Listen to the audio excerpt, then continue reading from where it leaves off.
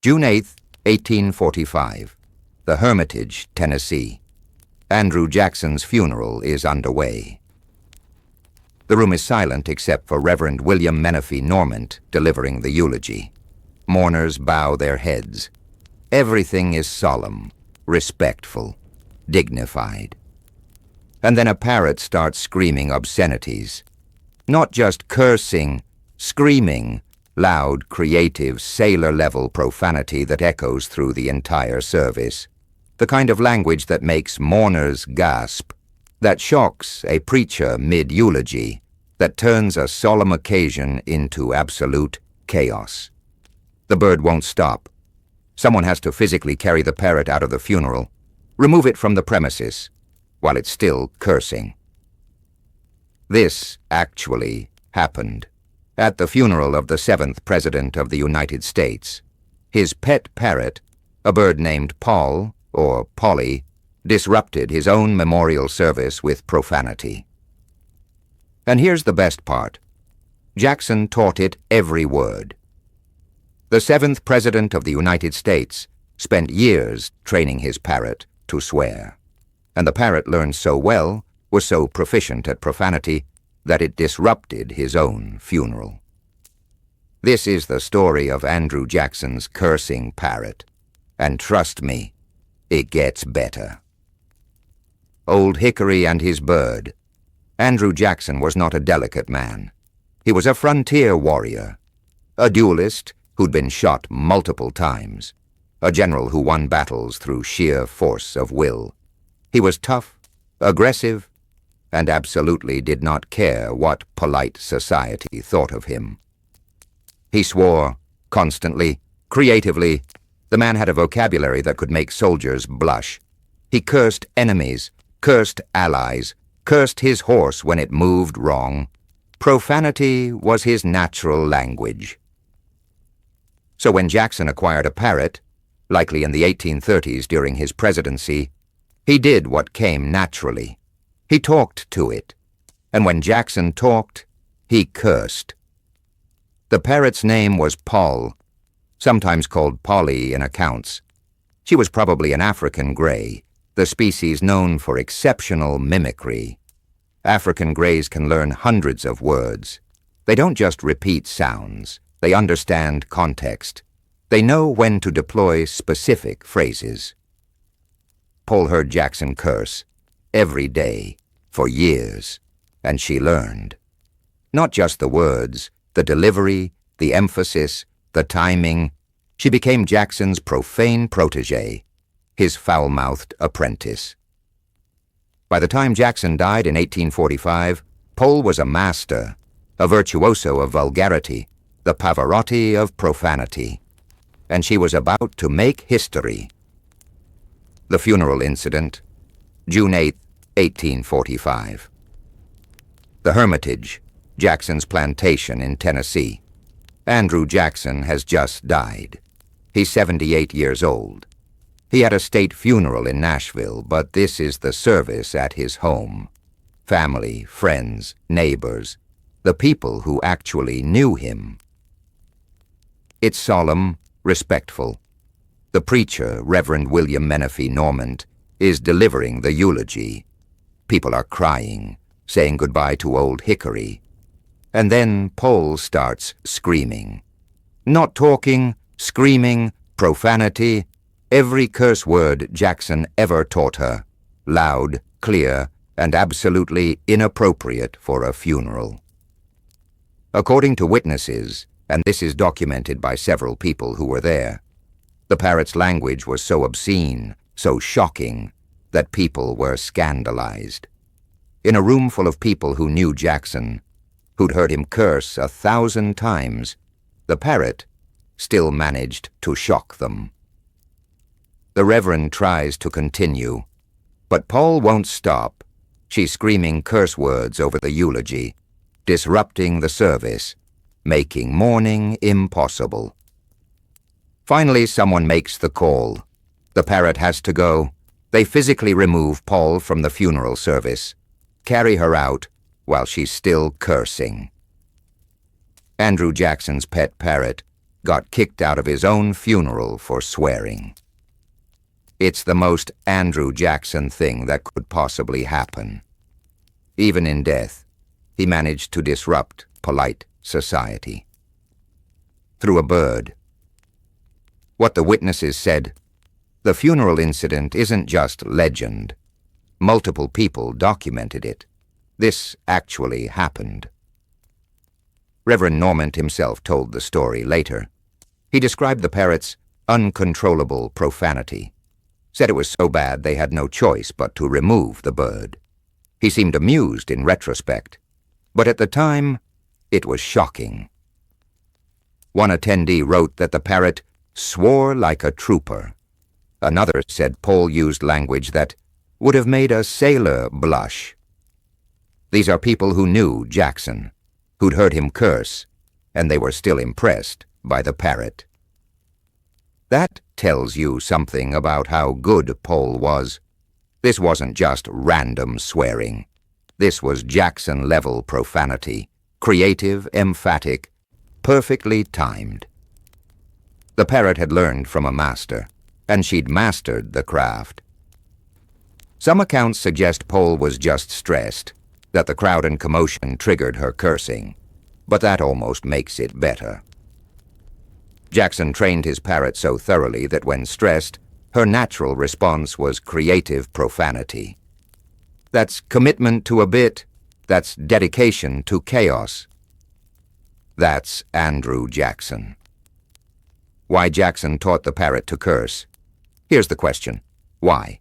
Why would a president teach his parrot to swear? The obvious answer. Because it's funny. Because Jackson thought it was hilarious. Because he could. But there's more to it. Jackson was deliberately anti-establishment. He hated pretension, despised elite society and their rules. He was the first common man president. No aristocratic background, no formal education, no polite manners. Teaching a parrot to curse was performance art. It was Jackson's way of mocking propriety, of showing what he thought of polite society's standards. Imagine visiting the White House in the 1830s. You're dressed formally, using proper language, being respectful, and the president's parrot is screaming obscenities at you. It's a statement. Jackson saying, I don't care about your rules. I'm president, and my bird curses. Deal with it. Paul wasn't just a pet. She was a weapon, a profane ambassador, a feathered middle finger to everyone who thought Jackson was too crude for the presidency. And Jackson loved it. He reportedly thought Paul was hilarious, would laugh when she cursed at visitors, encouraged her, rewarded her. He was training her, deliberately, methodically, creating the most offensive presidential pet in American history. And it worked perfectly. The parrot's legacy. After the funeral incident, Paul disappears from historical records. We don't know what happened to her. Did someone adopt her? Did she live at the Hermitage? Did she continue cursing until her dying day?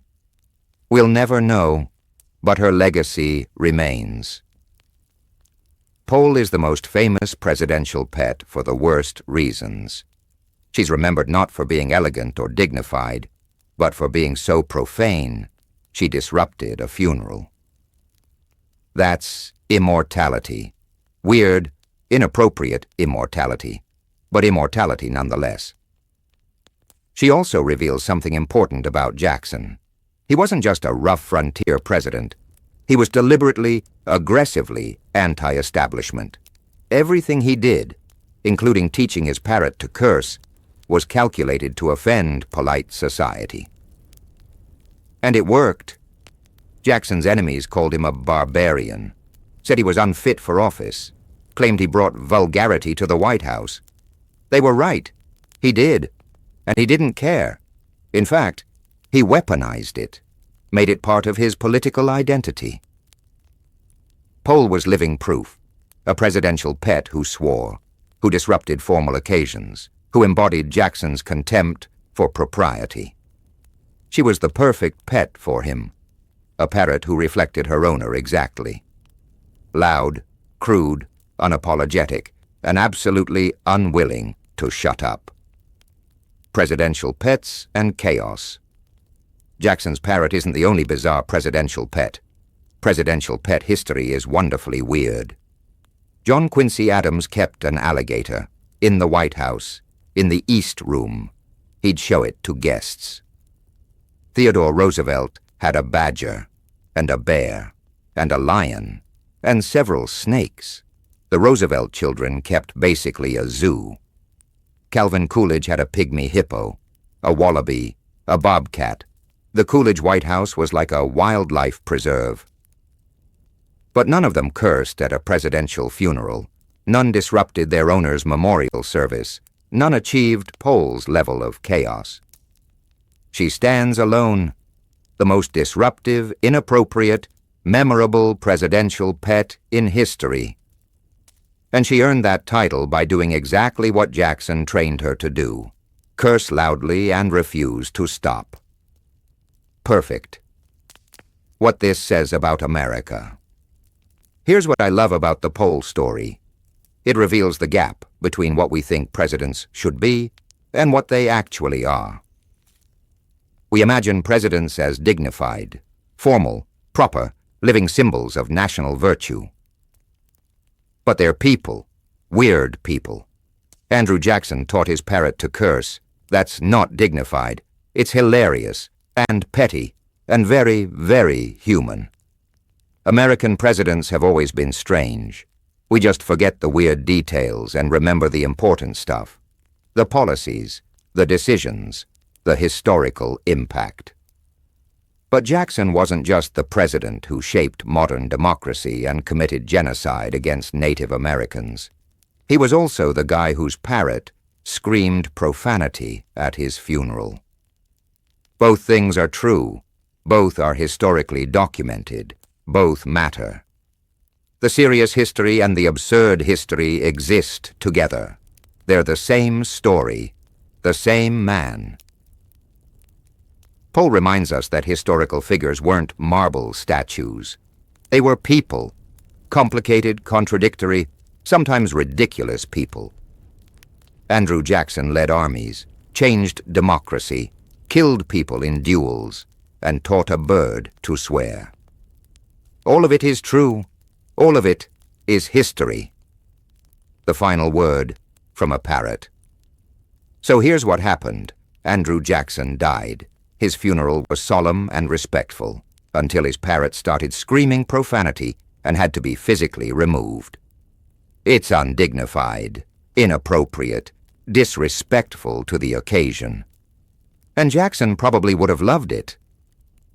This was a man who didn't care about dignity, who rejected propriety, who spent his entire political career offending people and winning anyway. Having his funeral disrupted by a cursing parrot, that's not a tragedy. That's perfect. It's the most appropriate send-off he could have gotten. One last middle finger to polite society. One last shock to the establishment. One last reminder that Andrew Jackson didn't play by anyone's rules. Not even death's. So next time you think about presidential dignity, remember Pole, the parrot who learned profanity from a president, who mastered creative cursing, who got kicked out of a funeral for being too vulgar. She was Andrew Jackson's bird, trained by the best, performing exactly as intended. Loud, crude, impossible to ignore. And absolutely perfect. Rest in peace, Andrew Jackson, and wherever Pole ended up, I hope she's still cursing. She earned it.